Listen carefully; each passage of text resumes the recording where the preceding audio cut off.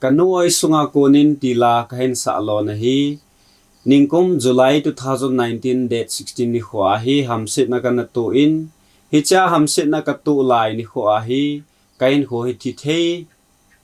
mangthei anahitan hizong le pathinin kahin ho ahin kile do sa kita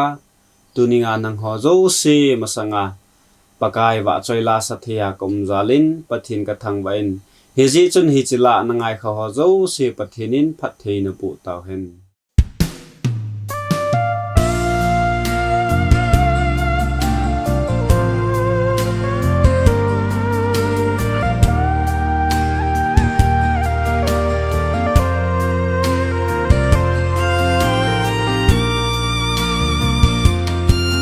Kanung oi sunga konin tibu kim selim ta hung ting to in tibu kim lo hin khôn cộng đền ta ang sit dị ham to hiel bol hiel dễ ham ka ngày tu lê ka ghê thêm thì vì lê dùng ôi mây tang ye ka ki pa e pakai ka ki pa e bang se lai ni chun ka hin khu hi ana be ta le nei ngai dam na lo pi ana chang ta lo ding tun kat sang ta hallelujah ka ki pa ta nghe ye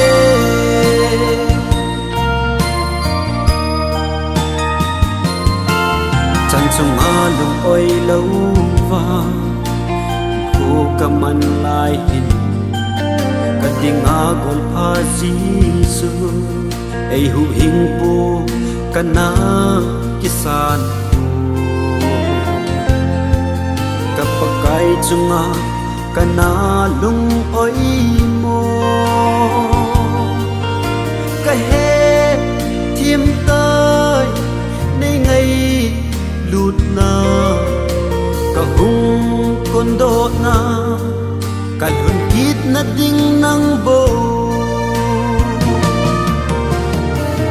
ka ki pa e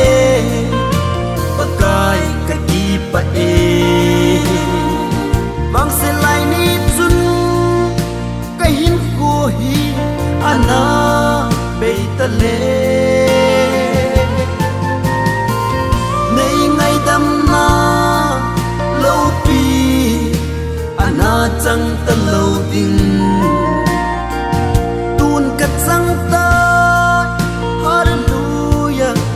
ka ki pa ta nghe ye